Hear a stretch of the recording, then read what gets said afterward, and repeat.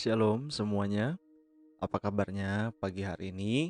Pasti terbangun, terjaga dengan kondisi yang baik, sehat, tidak kekurangan suatu apapun. Dan marilah kita siapkan hati kita untuk berdoa dan juga untuk mendengarkan renungan firman Tuhan pagi hari ini. Mari kita bersatu dalam doa. Bapa yang baik Tuhan, terima kasih untuk pagi hari yang sukacita ini. Di minggu pagi kami bisa bangun, kami masih bisa beribadah nanti. Biarlah Tuhan memimpin kami, memimpin pikiran kami, sehingga kami dapat untuk menyelesaikan sepanjang hari ini dengan hadirat Tuhan, dengan sukacita dan dengan kedamaian yang terpenting. Terima kasih ya Bapa, tuntun firman Tuhan pagi hari ini sehingga menjadi berkat, menjadi mujizat, menjadi kekuatan bagi setiap kami. Di dalam nama Tuhan Yesus kami berdoa dan mengucap syukur. Haleluya. Amin. Judul renungan hari ini saya beri judul sendirian. Yap, sendirian. Ada sebuah cerita tentang seorang ibu. Ia duduk di tepi tempat tidurnya sambil memegang sebuah pistol. Suara-suara di dalam hatinya yang menyiksanya, mendesaknya untuk segera menarik pelatuk itu.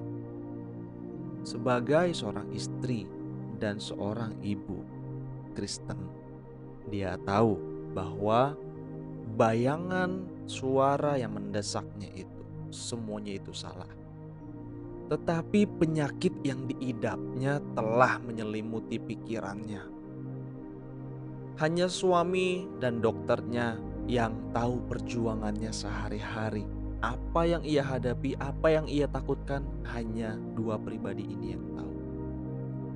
Namun kemudian ibu ini perlahan-lahan meletakkan pistol tersebut, berjalan keluar dari ruangannya dan memilih untuk mulai menjangkau orang lain yang depresi dan mulai membagikan ceritanya dengan orang lain. Ini mirip seperti cerita Elia.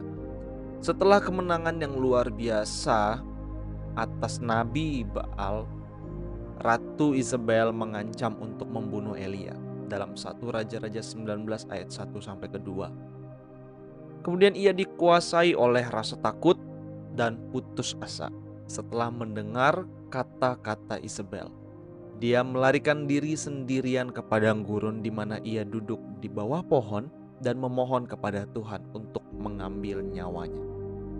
Dalam ayat ketiga dan keempat 1 Raja-Raja 19, Elia berkata demikian. Cukuplah itu, sekarang ya Tuhan, katanya, ambillah nyawaku. Kemudian Elia tertidur, tetapi seorang malaikat Allah membangunkannya, menyuruhnya makan dan minum.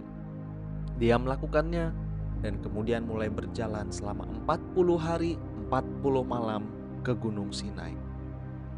Allah bertemu dengan Elia dan menyuruhnya untuk kembali melalui padang gurun di mana dia akan mengurapi para pemimpin masa depan.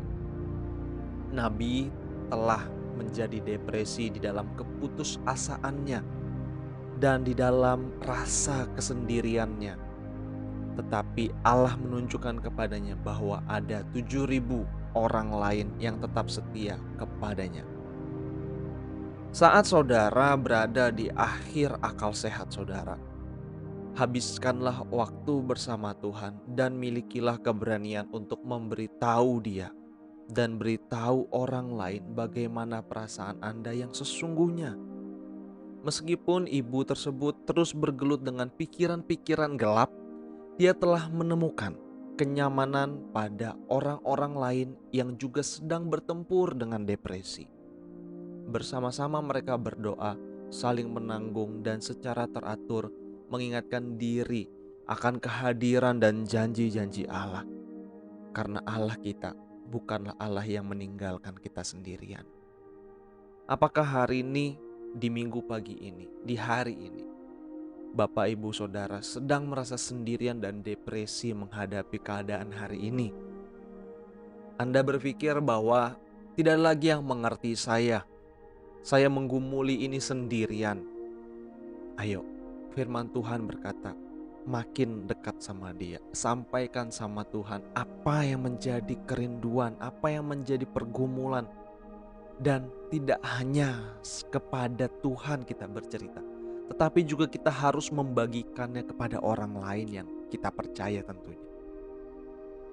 Saya percaya ketika kita tinggal di dalam pelukan Tuhan dan kita bisa share, berbagi cerita keluhan kita kepada orang lain yang mengerti kita, kita akan dijauhkan dari segala pikiran-pikiran jahat, rasa ingin bunuh diri, rasa depresi, rasa kesendirian, atau mungkin rasa kesepian yang akhirnya membuat saudara ingin kembali dalam kehidupan dosa yang sudah lama saudara tinggalkan. Ayo mulai sampaikan kepada Tuhan apa yang menjadi keluh kesahmu, dan sampaikan kepada orang yang ada di kiri kananmu yang kau percayai apa menjadi pergumulanmu, dan minta mereka doakan, dan kalian juga bisa mendoakan mereka. Saya percaya di sini adalah kunci keterbebasan dari kesendirian dan depresi. Ingat, Allah tidak pernah meninggalkan kita sendirian. Masih ada orang-orang yang mau mengerti kita, dan masih ada Tuhan yang sanggup melepaskan kita dari segala ikatan depresi dan kesendirian. Dalam nama Tuhan Yesus, mari kita berdoa. Bapa yang baik, Tuhan Yesus, terima kasih Engkau mengingatkan kami satu kali lagi bahwa kami tidak sendirian. Engkau ada bersama kami, Engkau memeluk kami, Engkau bersedia untuk membangkitkan kami lagi. Dan berikan kami ya Tuhan keberanian untuk berbicara, untuk datang pada orang lain yang kami percayai, untuk bisa kami cerita, supaya ketika kami cerita kami mendapatkan kelegaan, kami mendapatkan sesuatu yang baru, mendapatkan semangat yang baru, sehingga ketika kami menghadapi depresi, menghadapi pikiran-pikiran yang jahat, kami bisa kuat melawannya dan bilang tidak. Terima kasih Tuhan Yesus, terima kasih ya Bapa. Kami percaya Tuhan, tangan-Mu hari ini menopang kami. Engkau sendiri yang tumpang tangan di atas kepala kami. Engkau sendiri yang memeluk kami dengan erat, dan Engkau tidak lepaskan kami. Ampuni kami ya Bapa ketika kami sering berpikir untuk masuk ke dalam dosa yang lama. Ampuni kami Tuhan ketika kami sering merasa sendirian.